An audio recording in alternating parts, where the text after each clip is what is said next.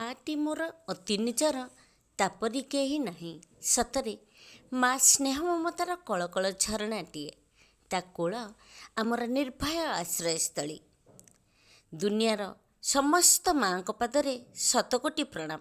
ଆସନ୍ତୁ ଦ୍ୱିତୀୟ ଶ୍ରେଣୀ ବହିରେ ଥିବା ମାଟି ମୋର କେଡ଼େ ନିଜର କବିତାଟିକୁ ପିଲାମାନଙ୍କ କଣ୍ଠରୁ ଶୁଣିବା।